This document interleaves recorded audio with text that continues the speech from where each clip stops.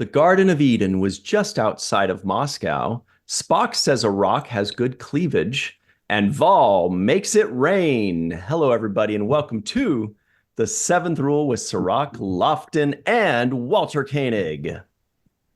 Hi. Hello, hello. My name is Ryan T. Husk, and today we're doing a review of Star Trek, the original series, Season 2, Episode 5, The Apple. Story by Max Ehrlich, teleplay by Max Ehrlich and Gene L. Kuhn, directed by Joseph Pevney. This was October 13th, 1967. Where were you? How you guys doing today? Good. How about you, sir? I'm doing great. I'm doing good. I had fun watching this episode, so not to get into, but it was fun for me. Yeah. You know, Nice. off the bat, sorry, go ahead, Walter. Go ahead. I was just going to say, ahead. off the bat, what I noticed from the very beginning was the remastering looked really good in this episode. The colors kind of popped more. The snake eyes looked good. The ship looked good. That's what I noticed right off the bat. And I think that, it just gives it the love that it deserves, a show like this, I like that a lot. But what were you going to say, Walter? Well, my sense, and of course, it's been years since I've seen all of the episodes, and this is only the fourth one I think that we've done, fourth or fifth. In any case, my sense is this is a prototypical Star Trek episode. In so far as the way it was designed, the way it was shot, and the way it was composed.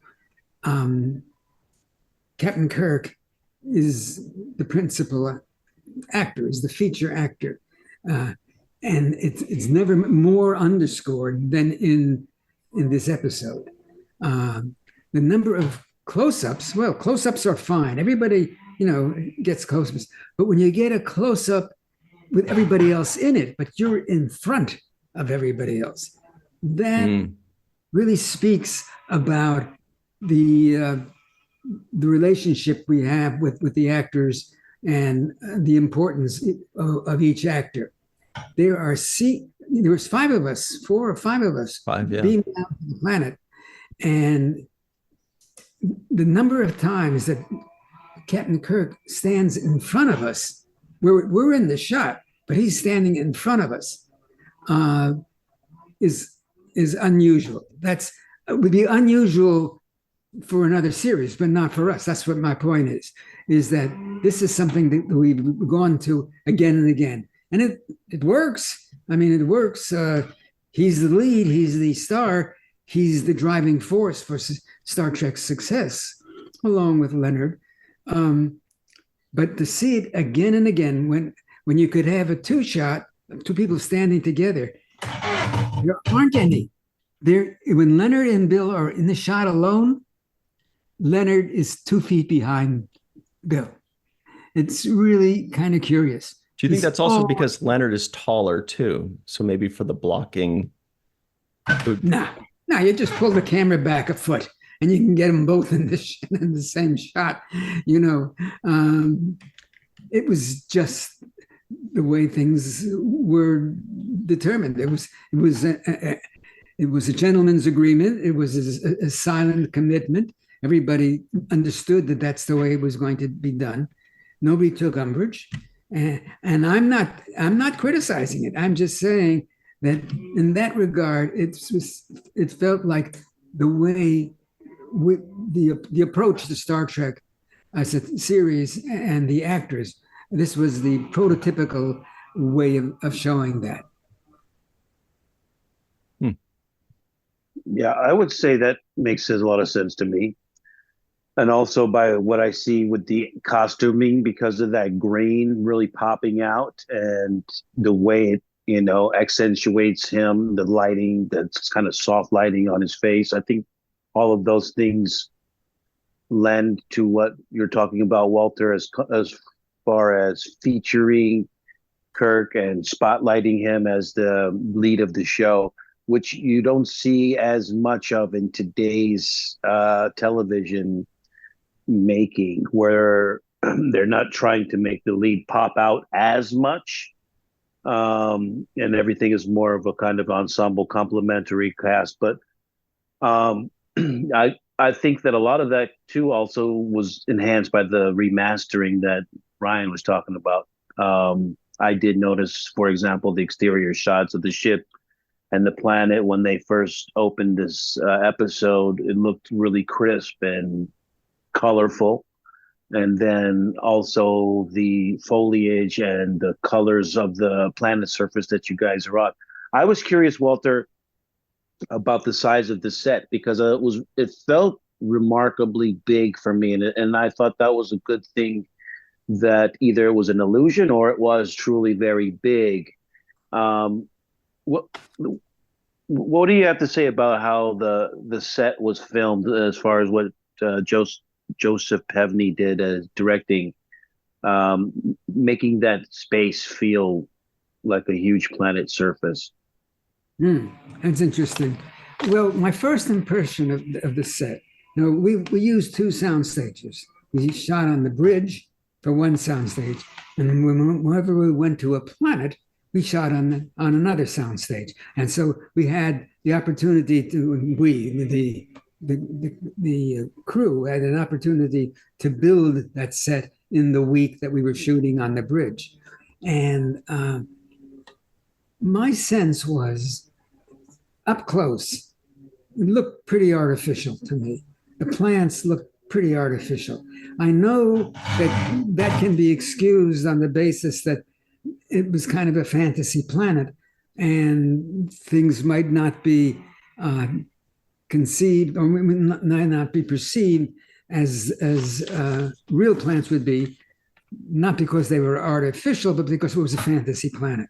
And maybe that's what they had in mind.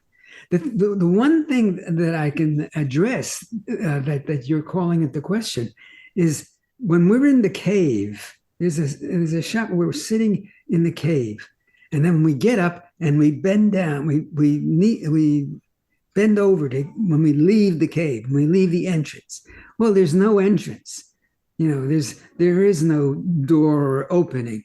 We just lean down. It was it was very artificial. It was very much manufactured for the purpose of giving the sense that we were enclosed or housed in something, but we weren't. We were just on a part of the soundstage. Yeah.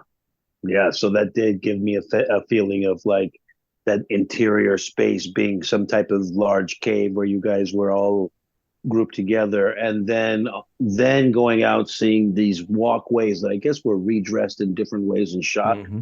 Because there was moments where, one guy goes walking off into the distance, and then there's another group of you kind of caravanning off in another way, but it made this space look really like, larger than what I believe it probably was if it was on a soundstage.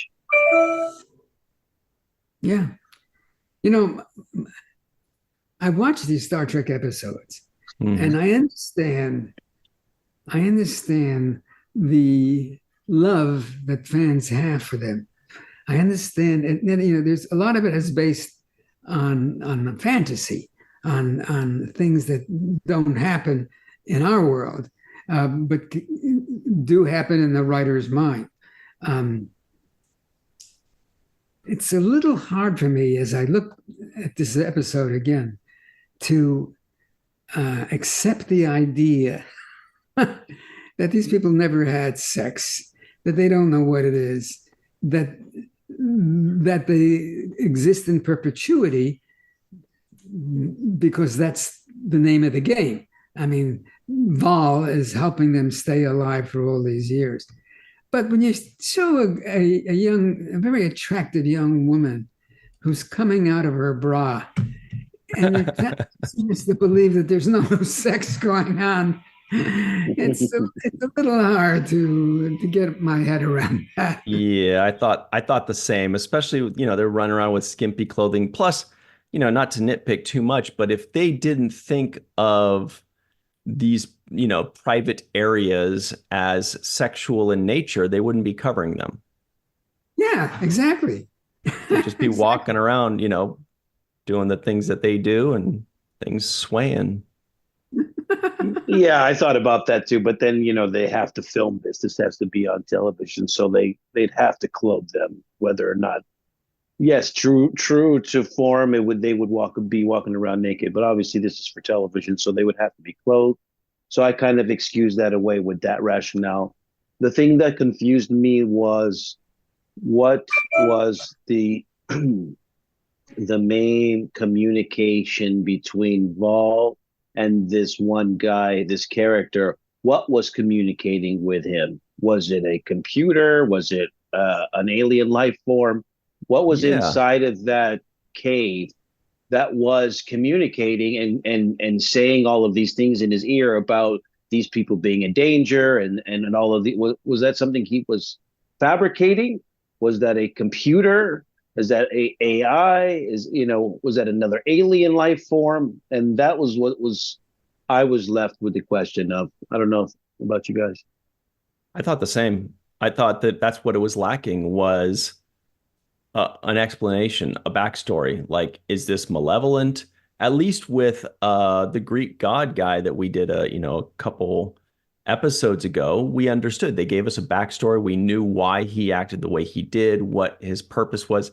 This, we didn't quite get it. What do you think, Walter? I agree. And I feel like I missed something that it may have been there. So I'm calling upon you to tell me, what was it they were feeding Val that was important for its existence? By the way, Cirroc, I think it was a computer of some kind. I mean, that was my sense. But then what were they feeding it? Batteries? No. Yeah, absolutely. And how was it able to visually see what was going on outside of that cave? Because it was able to manipulate the flowers to become weapons, so as if it was in visual contact with them wherever they were on the surface. So if it was that aware visually and then also able to hear their plans for some reason or communicate to them that they were these threat, then it was in some kind of way this omnipotent. I understand that it was trying to be this omnipotent being, essentially the parallel of God in the biblical story, but I felt like it was lacking some more explanation in that department, because it did leave it to the imagination as opposed to just giving me a little bit of, this is an alien life form that created these conditions for its own, existence. And it didn't explain that away enough for me.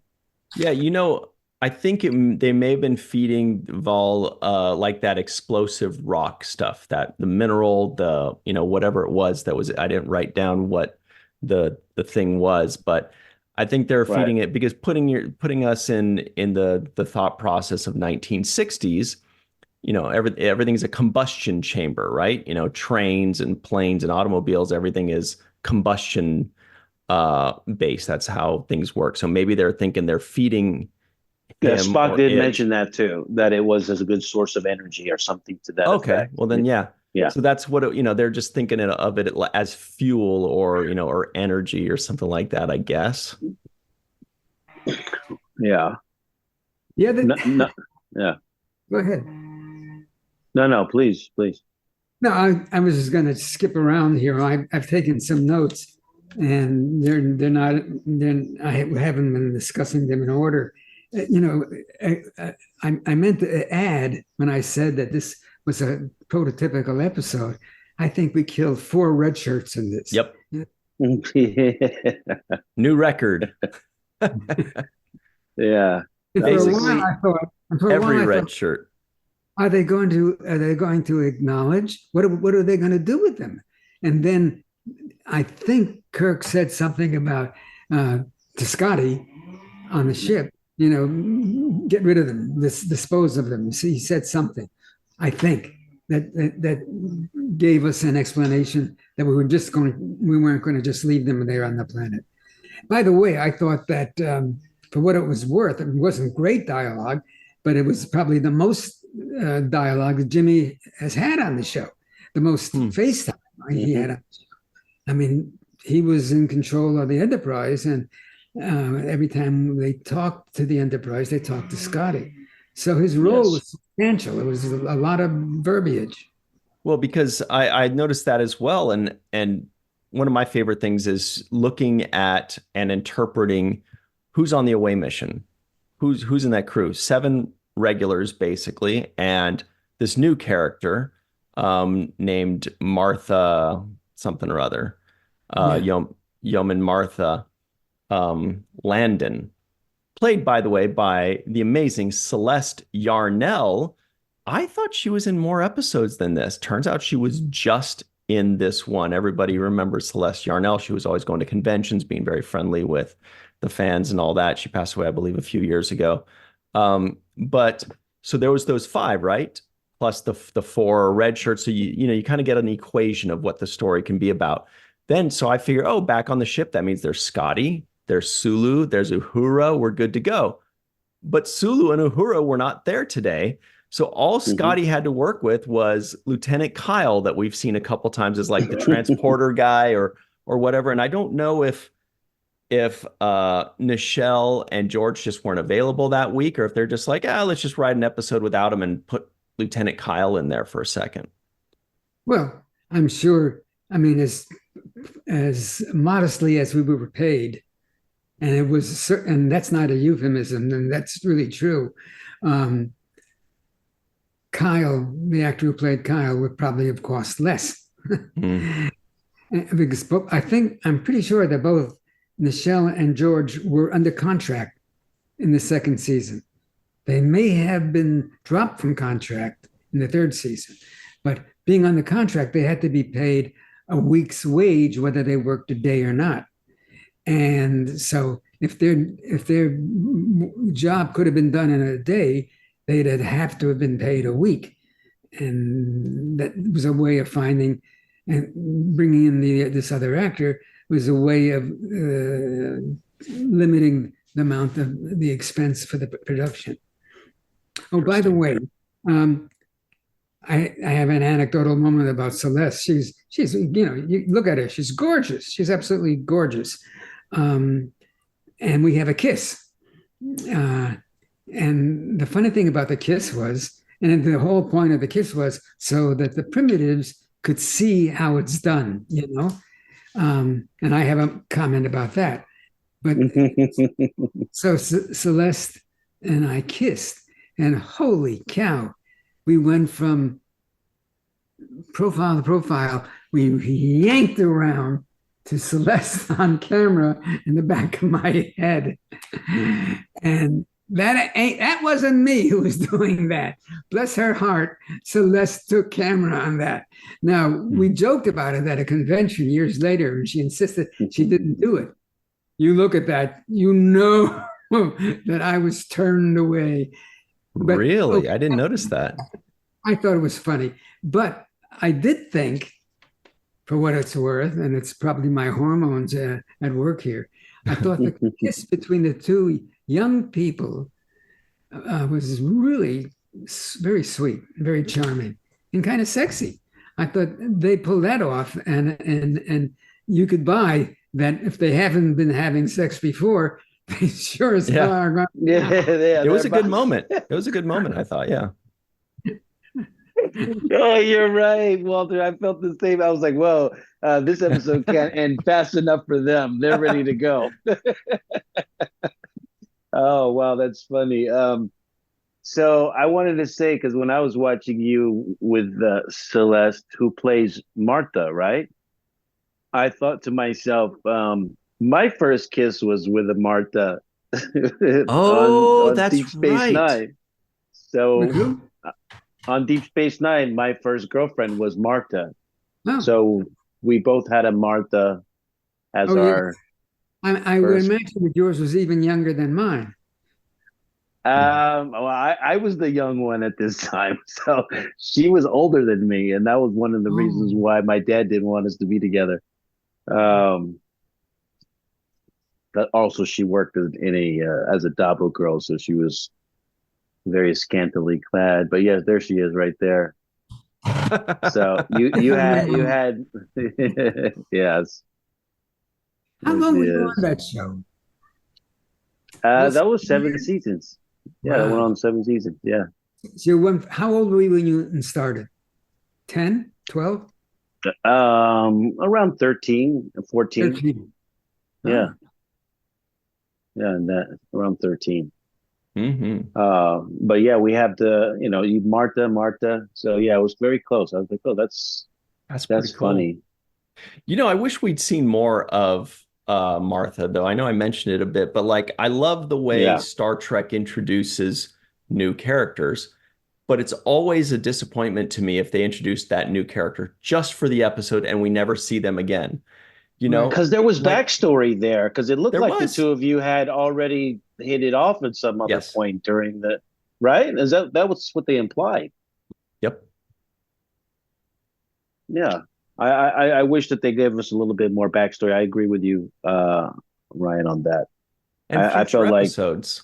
Like give her, yeah, we've got Yeoman Rand, we've got Nurse Chapel, they've got multiple episodes. I would have liked to see Marta get 7 to 10 episodes. That would have been fun.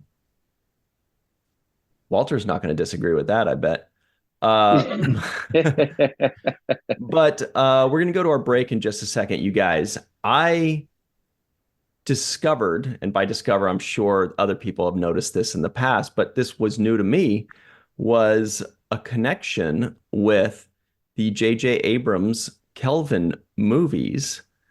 There's a character in those movies that's also in this episode.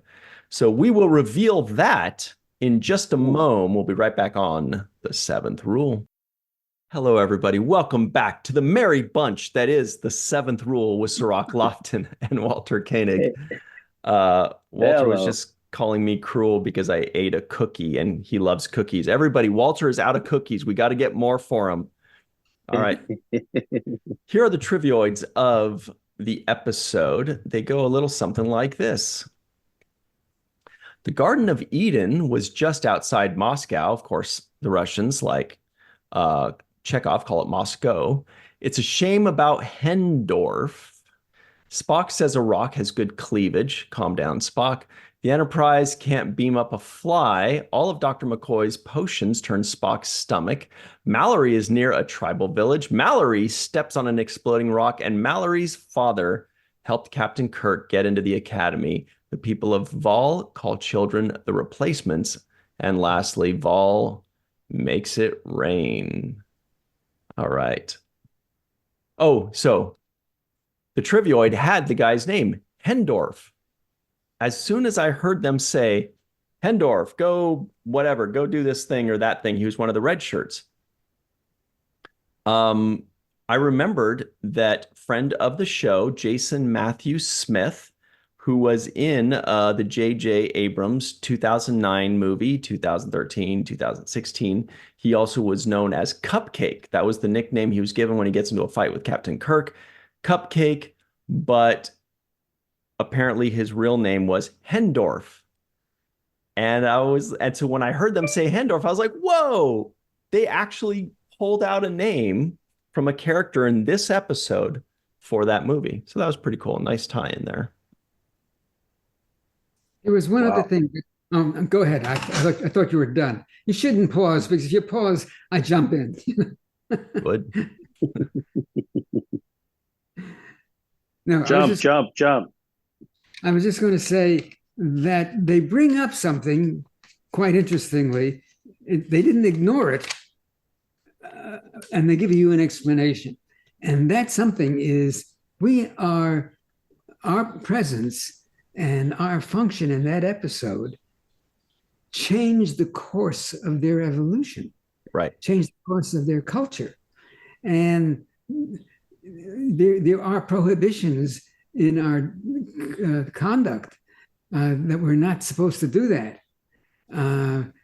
they didn't ignore it. It was articulated, and an explanation was given. Well, they're going to be better off for having learned this. But up until now, they did not reproduce. They didn't understand about reproduction. I mean, I don't know how you can have those genitals that are so different between men and female, and only assume that they're there for the purposes of relieving oneself. Can you imagine how nuts they're going to go digestion after you guys did your exhibition? They're going to be like, what have we been doing for 10,000 years? This is nuts. They're going to go ballistic now. You have changed the core. That you guys are going to go visit there in like 60 years again as admirals, and there's going to be like population of 3 million. It's going to be insane. Yeah, their word for sex on that planet is Chekov. They're like, hey, you guys, you want to check off tonight? You've introduced a whole new thing to them. But I wanted to kind of delve deep into what you were talking about, Walter, because I thought that was really one of the main reasons why this becomes a Star Trek-like episode. And that is the Prime Directive and the non-interference directive that Spock talks about.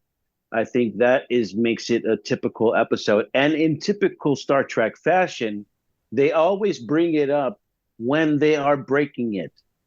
So it's always, hey, we have this rule that we can't do this, interfere with the timeline or interfere with the culture. And then at the very same time that they tell you that they can't do it, they end up doing it, which is another tip. It's every time. So it's a typical theme in Star Trek. Another thing that makes this like a regular Star Trek episode. Other thing that makes it a typical kind of prototypical Star Trek episode is the borrowing of biblical themes or the borrowing of certain lures that we know in cultural lures, whether it's you mentioned the Greek god episode that we just had, and taking certain elements of belief systems or cultural lures or mythology and expanding upon that. Another trope of Star Trek, which I love because it's something that we have a reference point to. So it allows us to think about things in certain ways. And this one was about the Garden of Eden. And that leads me to what you were talking about, Walter, which is the rationale that was given by both McCoy and Spock on why it was necessary or not necessary to interfere. And the main things, one of them says, McCoy says, they have a right, the right of humanoids to a free and unchained environment. That was a tenet that was being established, right? Like human beings or humanoids have a right to free and unchained environment. He's basically giving some kind of, 10 commandments of rights that all life forms should have, some kind of, basic constitutional rights that all life forms should have. And so that was one of the arguments McCoy made. And the other one was the right to have conditions which permit growth. And I thought that was a very interesting philosophical kind of argument about the conditions to permit growth being the pursuit of fundamental. That's yes, pursuit of happiness. Yeah, as a fundamental right. And then Spock counters, which he does, a very good job of always kind of playing this logical devil's advocate. And his counter was that, they also have a right to choose a system which seems to work for them. And so if they choose to be in this system where they worship Baal and they give him rocks or whatever, and that's what makes them happy, and they enjoy this life that they've had for maybe tens of thousands of years, according to McCoy, saying I couldn't date how old they were. what is the impact of imposing your will and your cultural beliefs on these people that have had 10,000 years of living fine the way things are. Mm-hmm. So I thought that was one of the great points brought up in this episode. Yeah. And it made me think, is that the right thing to do? Like, even though they had these reproductive organs, is it the right thing to do to encourage them to use it, or is it the right thing to do to let them be as a society, Totally. Yeah, Walter, this is something that Cirroc and I catch in a lot of Star Trek episodes. And what's great about Star Trek is it never really gives you the answer. It doesn't tell you what you're supposed to think. It presents you with a different perspective or a fresh way to look at something, right? Humans have the tendency to say, hey, this is the better culture. This is the safer culture. This is the healthier culture. This is the one where everybody gets rights. This is the one where everybody has freedom and all this stuff. But it's an interesting consideration to note, well, what if this other culture, yeah, they have less rights or they have less whatever, but they're happy this way, or in an episode of Deep Space Nine, Worf's brother wanted to commit suicide, and it was assisted suicide. And he asked Worf, I want you to do the ritual killing of me. I don't want to live anymore. It is your honor to do this. And Worf was happy to do it and wanted to do it. And the captain said, you are not going to kill your brother on my station, because he's imposing our values of not killing, or euthanization, I guess it would be, he's imposing it on their culture because they're Klingons. But anyway, so it's just an interesting thing. And I think Cirroc's right. That's kind of the crux of this episode. Any thoughts on that, Walter? I know we just tossed a lot of stuff at you there. Well, the thing that is occurring to me as I hear you guys speak is that if Roddenberry would have needed to give a directive to his writers, it would have been a 3-word sentence, and it would have been, go with it. Go with it. It's a different, this is not America. This is not 1967. This is a fantasy world, and you go with it. There are things that, in terms of our perspective, are preposterous, but when you sit down to watch it, that's the charm, that you just get with it, for the writers certainly, and for the audience. And you just, okay, this is the world, this world changes every week. We have different confrontations, different conflicts, different ways of dealing with things. But that's the pleasure, is that we are in a different place. It's not NYPD Blue. It's a fantasy world. Every time it's a fantasy world. And the audience loved it. They loved the opportunity to live in their imagination and to accept circumstances that were totally inappropriate or inapplicable, whatever, to the real world. That's what made Star Trek so interesting, because there was something that was happening that you wouldn't find in our world. You wouldn't find in our philosophy. You wouldn't find in our relationships. And that's why Star Trek was its own unique science fiction story. Love it. I enjoy moments where I get to see Spock being playful. It is one of the moments of levity for me watching the show. There's moments there, and he switches it on, and I felt like the scene that you did with him, where Kirk says, "I want you to make a distraction, a diversion," and you tell him, "Mind your business, sir." And I had to rewind it a few times because I like the way the two of you were both slightly out of character in order to make this diversion. Um, what were your feelings and thoughts about that scene?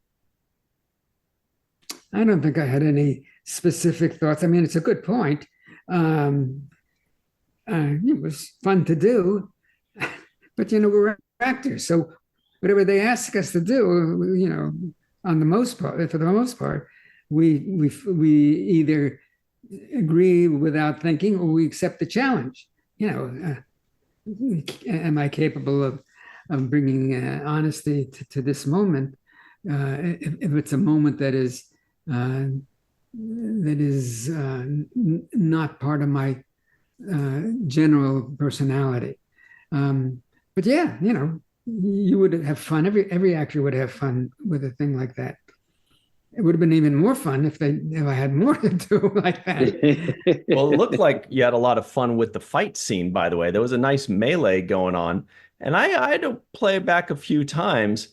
I don't know if you caught it, but in the background, you had one of those, Oompa Loompa orange guys, the Valiums or whatever. And they swung at Celeste Yarnell. She dodges, and you knock him out, Walter. Probably acting. But you knocked him out, and then you start karate kicking people. It was nuts. Like I watched it a couple times. You don't remember it? Your reactions tell me you don't really remember much about this. You don't remember all of your action and your stunts and the fun that day, huh? You know what I remember from that? What I remember is that Spock gets knocked down 3 times. When did that ever happen? Mm-hmm. He's on the floor all the time. He should have taken lessons from Chekov. Yeah. Chekov was holding court. He was handling business. He was on the floor a lot, and he had a good line too when he got hit with the laser from the force field, and he says something. There's a force field and he says obviously, and he does this kind of wooziness to his face. Also loved McCoy's line when he says, "Well, there goes paradise." Mm-hmm. As soon as he realized you can't have sex here, he was like, "Oh, there, I'm out. Check me out." I laughed audibly there, yeah, too.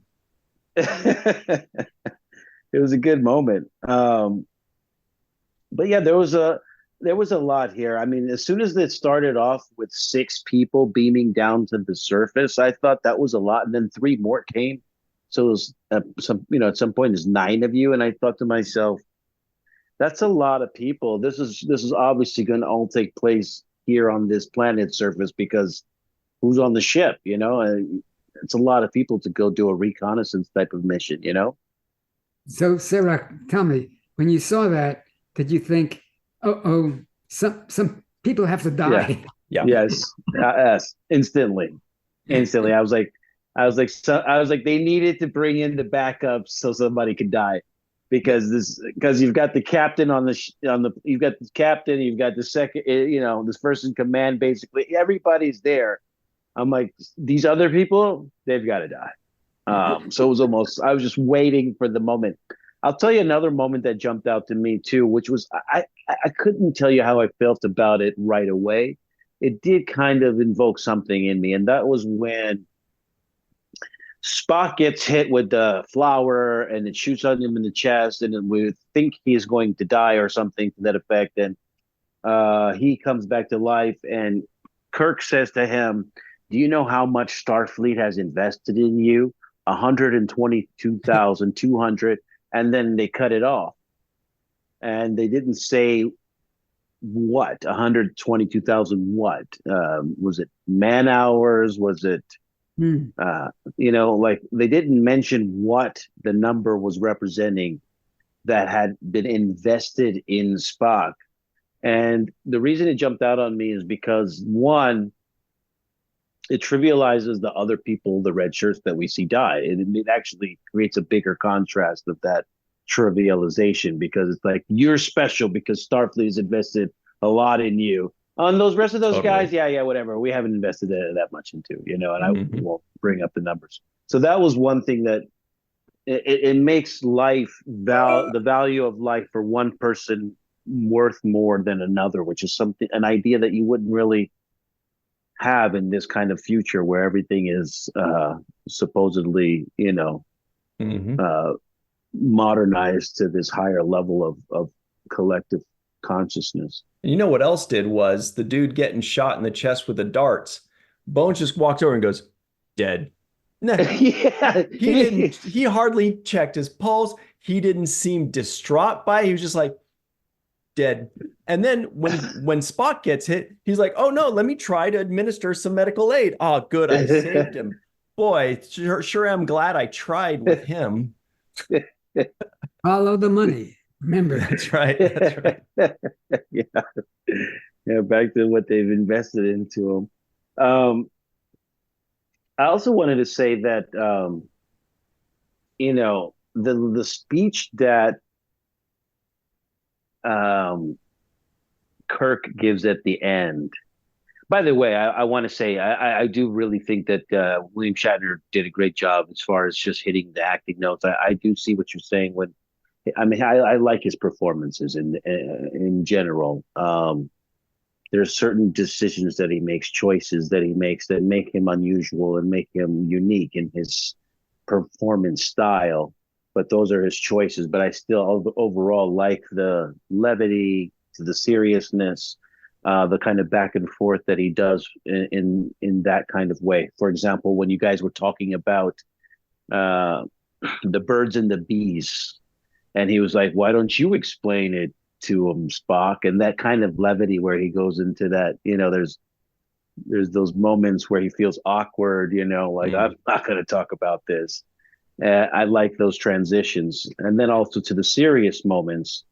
But at the end, when he says, his argument is this kind of speech at the end where he says, you'll learn to care for yourselves with our help, and there's no trick to putting fruit on trees. Mhm. That speech where he gets to them. Yeah, he says, think for yourselves, build Yeah. for yourselves, work for yourselves, and what you create is yours. It's called freedom, and you'll like that a lot. That was weird to me the way he said it. It's like, hey, it's called freedom, and you'll like it a lot. It's like, to me, so that's too. almost, yeah, it sounds like the thing that colonizers say when they come to take over your country. They says, it's called freedom. You'll like it a lot. I felt that a little bit. We're running low on time, everybody. Come to think of it. Whoa, time for the home run of the episode. Everybody, you want to see this. You'll like it a lot. Cirroc, who gets the home run of today's episode? I'm going to give the home run to Mr. William Shatner. Like I said, I thought he carried all the moments and a lot of the beats. Obviously, he was the feature. We opened the podcast talking about him being a feature. And I thought he carried the episode in a lot of ways. There was a playfulness there. There was the seriousness there. I felt the urgency there. The conversations he had with Scotty when Scotty was saying that he needed to fix things, and the way he threatened to fire him. Another moment that I really liked a lot. I will be dead if I don't get this right. So me being fired really doesn't mean much. But I like the interplay. So my home run goes to Captain Kirk. Awesome. What about you, Walter? Well, it's very interesting what Cirroc had to say. I think all those points are terrific. He's very accurate in his assessment of Mr. Shatner's performance. On the other hand, my top mark goes to the young lady with the boobs.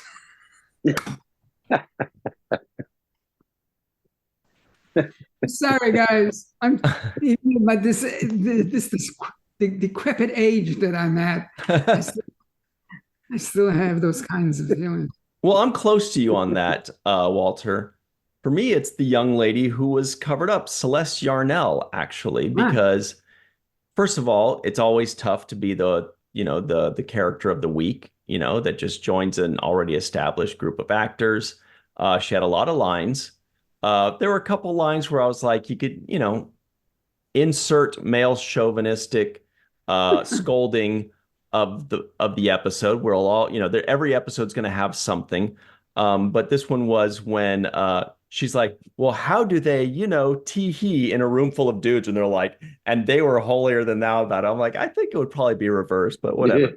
But I thought she did a great job. She also showed great taste choosing Chekov over Kirk or Spock. So she knows what's up. And so home run of the episode for Celeste Yarnell. All right. Here are some. Myself for a second, guys. Be right back. All right.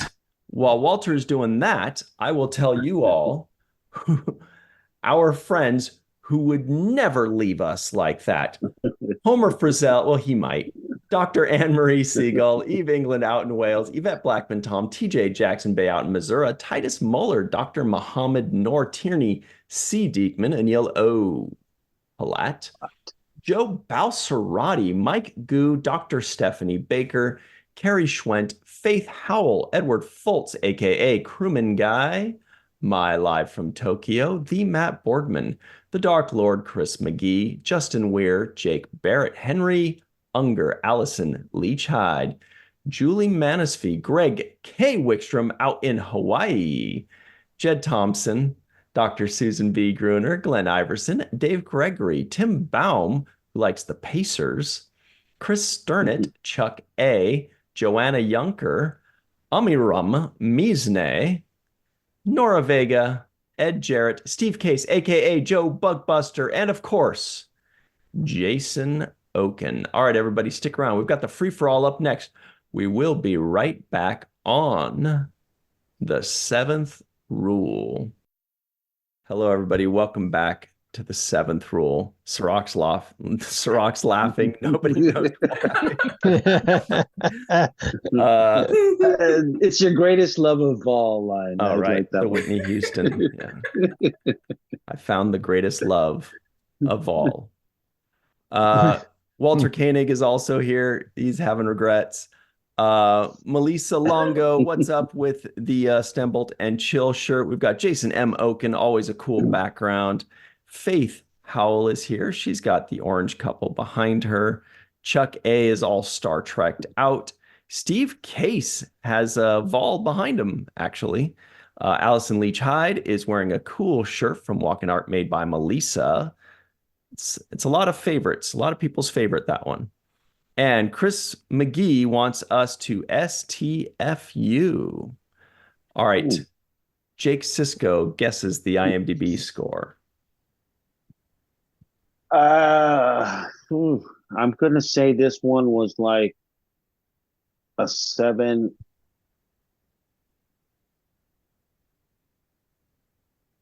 Seven. All right. Like a slot machine. Anybody else have any guesses that doesn't know what this is on IMDb? How about 8.1? 7.2. All right. 6.5. 6.5. All right. All bets are in. The answer actually is 6.4. Very good, Chris McGee. Very, very good. All right. Did we get any non-appearance mentions? Did anybody mention Sulu or Uhura or anything like that? I didn't catch anything. No, but I did hear Satan at the very end of the episode. No, but does that count? Because Satan was in the cartoon. Right, but there's also Ardra from Next Generation's The Right. Devils Do. Sort of. I think they were just talking about Satan. It's really good stuff. It is good stuff. I don't know. All right, we'll give Satan a non-appearance mention. That sounds good. He's earned it.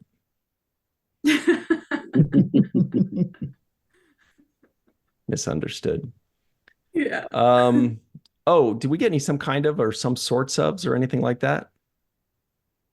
Did get one that I noticed, Kirk saying some kind of generator when he and Spock were discussing about the power source they found. Yep.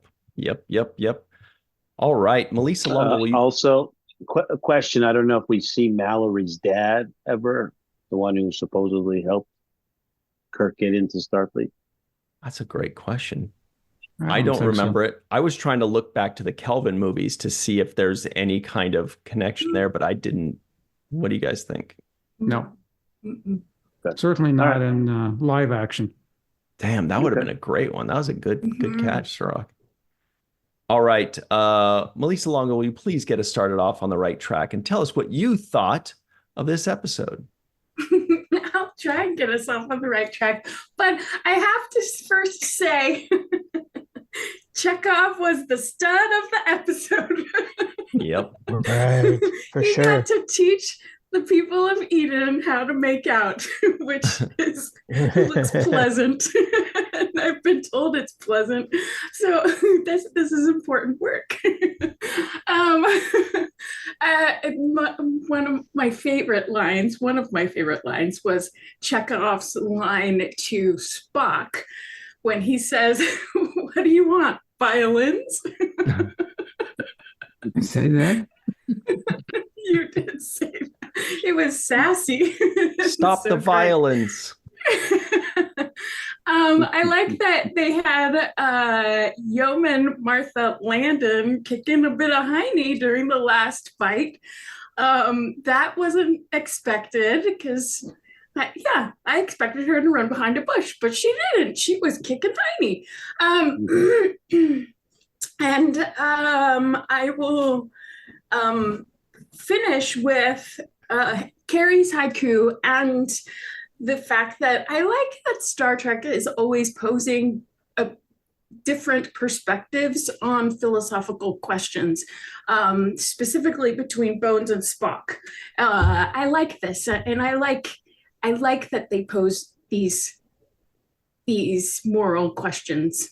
So, in a debating, that leaves room for debate. So anyway, Carrie's haiku, she says, if Val decided to talk to Kirk, this is what he would say. They are Val's children. They feed me exploding rocks. Do not interfere. That's excellent work. Thank you very much, Melissa Longo. Jason, yes, Walter Koenig, got a question, sir. Yeah. Did anybody else feel that Val was made out of paper mache? Yeah. Yes. Yes. I actually wrote a note to myself about that paper mache god. Okay. Yeah. They could have done better. Yeah. Well, I was reading on IMDb that the set dressers spent a lot of time making Val out of paper mache. So you are spot on. Yep. Nailed it. When I noticed it was when somebody said, "Oh, it's made out of tin," and I was like, "What the? Doesn't look like tin. Tin doesn't." Anyway. Yeah. Good eye, Walter. All right, Jason M. Okun, your thoughts on the episode? Well, to talk about Val, it's better than the original idea of a building. The original idea for Val was some sort of a building where this god was supposed to have been, and Bob Justman, actually, it looks like, came up with the idea of some sort. He wanted to make it sort of a Tahitian type idol, and that's what I guess Matt Jeffries came up with. That sort of a snake-looking creature. But overall, I think, at least, the way I see it, it's not the strongest entry in the second season. From what I've read, the script had somewhat of a tortured history, and I think it looks like Dorothy Fontana wanted to kill it a few times. said it was, at first it was very, very similar to the Return of the Archons, and it is. And once it's being rewritten, it became sort of a blend of Return of the Archons and Morn's for Adonias. So there are a lot of these elements. I mean, there's interesting stuff here. Obviously, sort of casting Kirk in the role of Satan, and sort of our hero is Satan in this episode. And, Val is, I guess, a godlike creature. But I guess there are a lot of cliches, sort of Star Trek cliches that come from this episode, starting with, I guess, the red shirts. And, again, I can go on and on, for a long time. And it certainly is entertaining. And, to me, this is proof positive, and not to get political, that Trump must have watched Star Trek. He looks exactly like people of Val. He was the original Valian, right? Wow. I mean, there's some things that happened, and Walter, you were certainly there when I guess it was Jim Rugg who rigged up the explosion when when Spock shows you the cleavage, and throws the rock. I mean, the reactions I read are pretty real. I mean, it looks like you kind of duck down. I mean, was it that loud? Was it that loud? Yeah, I don't remember. Remember. Because at least according to what I've read, Shatner had tinnitus before that, and it looked like it exacerbated the problem, made it worse. Could have. Mm-hmm. I'll save a lot of it for later, but that's mostly when there were things like explosions, they made sure that we were not close by. They were protecting the actors. I think in a way, because they did this inside the sound stage, I think the sound just reverberated from all the walls. I mean, it's just doing it indoors is a little bit different than doing it outside. Mm-hmm. Yeah, Shatner still raises awareness about that kind of stuff. He still struggles with it, if I remember correctly. Tinnitus. Some people call it tinnitus, but it's tinnitus, apparently, which is really weird to say. Thank you very much, Jason M. Okun. Faith Howell is here. What do you think of this one? I enjoyed this episode. I have a couple of little oddities to point out, maybe in the things left unsaid. For now, I'll focus on. I feel like the main point too that they were making with our main characters, their dilemma was looking at these aliens and deciding for them almost whether it's better to live your own life, making your own choices and dealing with the consequences, or basically living as a pet where everything is cared for, everything is done for you. And these people seemed happy, according to Spock anyway. So I wondered to you guys, maybe we can discuss in things left unsaid, which would you prefer, to make your own choices and live with the consequences, or to have everything provided for you and live carefree? Is that rhetorical, or are you asking? It's loaded. Do I have to give up sex is the question. What's the sacrifice to get it, I mean, if you think about how we do our own pets, often that is the consequence. Yeah, I'll have to get back to you on that.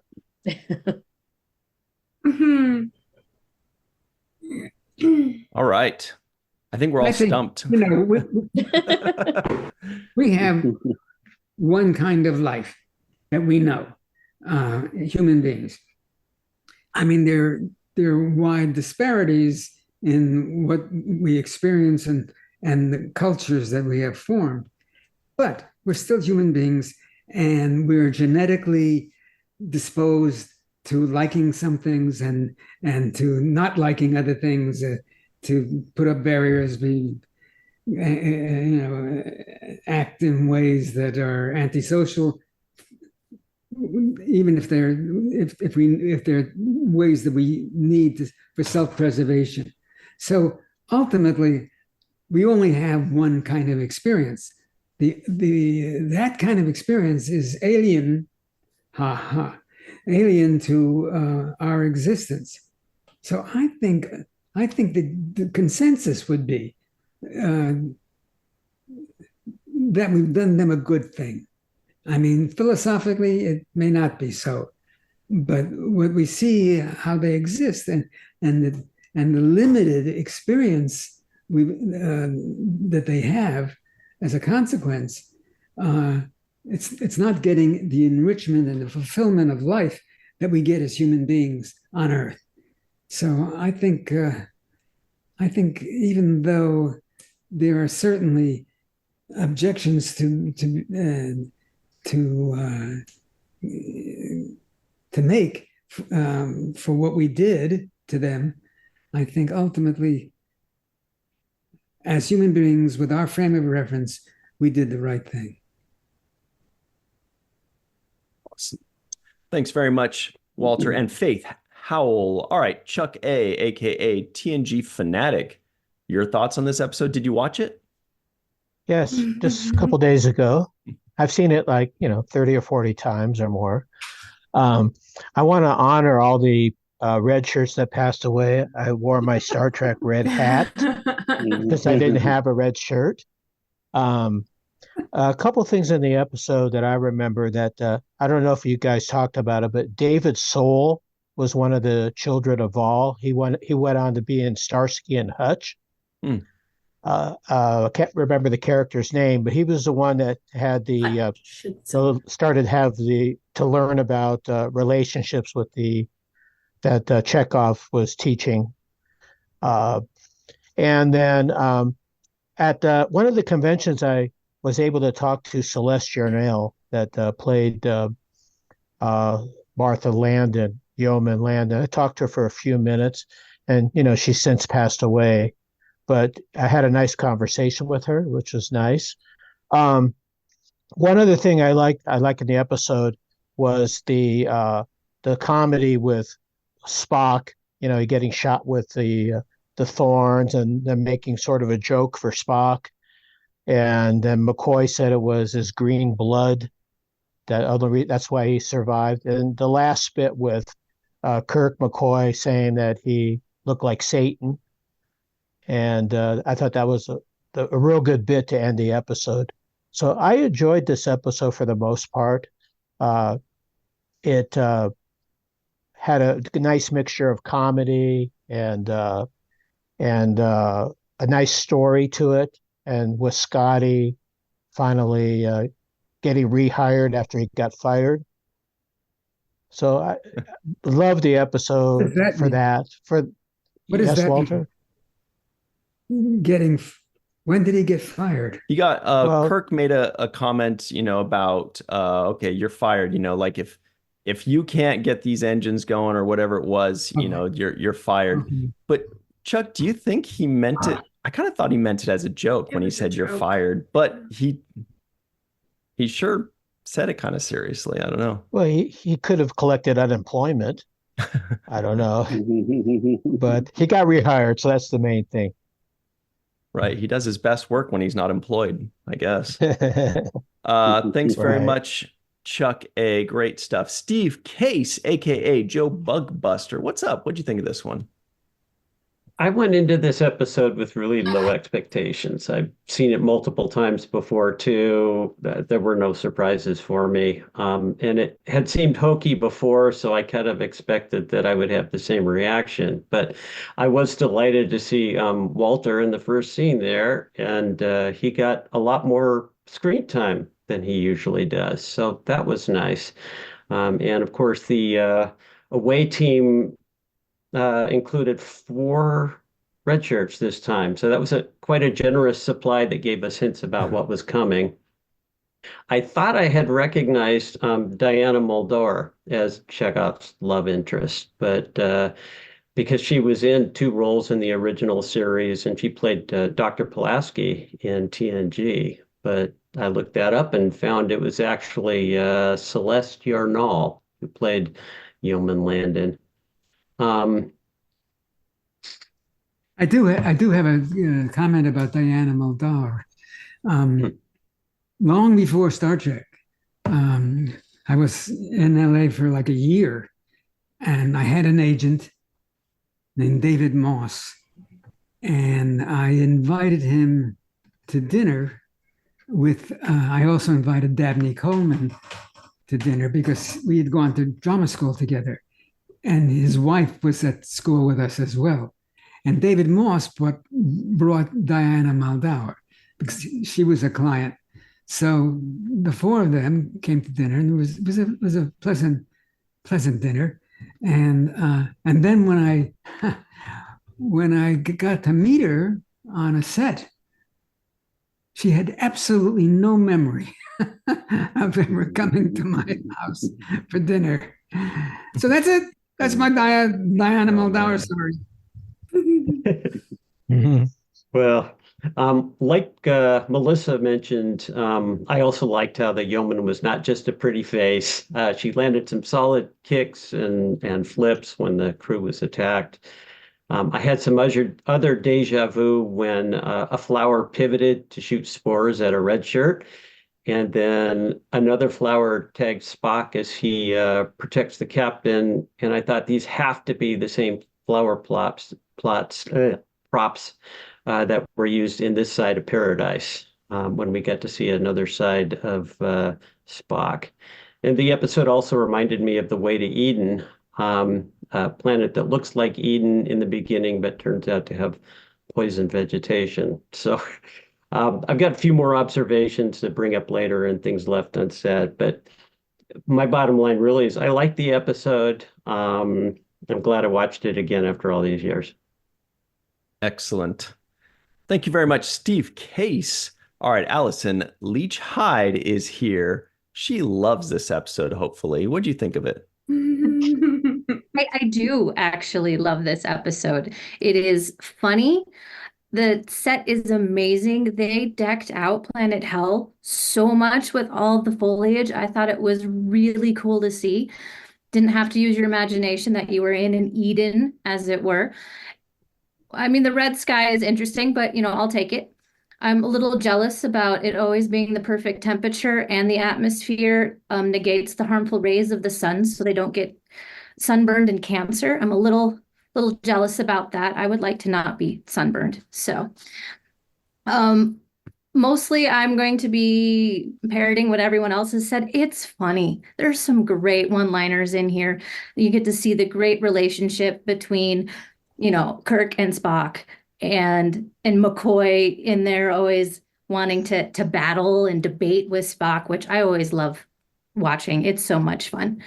And getting to watch Chekov and his girlfriend have a good time on a really, really pretty planet and go teach people about, hey, this is how you can continue your line without the weird paper mache machine. And it's really entertaining. I loved it. And I think my favorite line is probably Scotty saying, couldn't beam up a fly. Excellent. Thank you very much, Allyson Leach-Heid. All right. Chris McGee, what is up? What did you think of this episode? I think it was a pretty decent little average episode for the original series. I do have a couple questions. Like, I wonder why the pretty strange sensor readings, as they mentioned at the very beginning of the episode, that the scout ship reported wasn't clarified upon. I mean, I guess we learned later that that's probably that beam or transmission that Scotty discovered, or maybe even the subterranean power source, but just never was, expanded upon why they didn't take further readings on it. More importantly, though, I wonder why Starfleet would want this pre-warp society contacted. They said they wanted Starfleet wants us to contact the inhabitants. I mean, I guess clearly this was long before the concept of first contact was established. One little thing I noticed also as well was that the first third of the episode is just the Enterprise crew wandering around the planet, discovering how dangerous it is by having, of course, all as was mentioned several times, that all the red shirts get killed off. It feels almost like kind of padding to extend the length of the episode to the full hour, because after that, after they've contacted the Valians, the flowers and the exploding rocks and so forth don't ever come into play again. And of course, as Faith and Walter described, the central theme of the episode seems to be about whether or not to leave the primitive society alone, serving Vol and Stagnant, or to interfere, killing Vol and helping the inhabitants to grow and become an independent society. I'm sure we're going to have more to say about that in Things Left Unsaid. But of course, because this is the original series, Kirk will always choose the latter, violating the Prime Directive for the 1100th time, I'm sure, without consequences as usual. As for, and I'll save any other nitpicks for Things Left Unsaid as well. My memorable quote of the episode is from Chekov, so if you'll please excuse my awful Russian accent. The Garden of Eden was just outside Moscow. Right. But was it though? I don't know. Doesn't it look like Moscow? Your accent is awful. What the hell is mine? All right. Jake's final take and Chekov's, I don't know, checklist. I don't know what we're going. You guys have any final thoughts on the episode? Who are we talking to? Oh. I have a few. No, I think I pretty much said everything that I wanted to say. Designating a number grade for it is really hard. I'm not at all convinced that I believe it's a 7.5. I don't know what I believe it is. I do think that it is reflective of Star Trek in general, that it is a kind of representative episode, the kind that we anticipate. I also think it's important, and now I am repeating something I've said before, and that is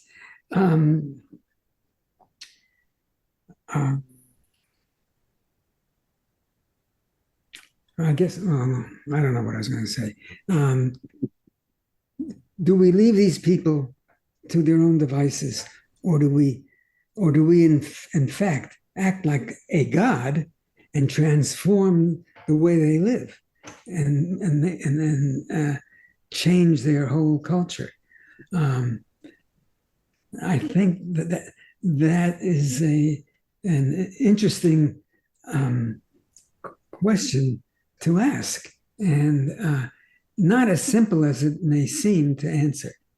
I think we need to understand that it is important that we respect everybody's right to how they want to live their lives, and even if ours is the better choice, do we really have permission, and by from whom, and to make their lives different than they are?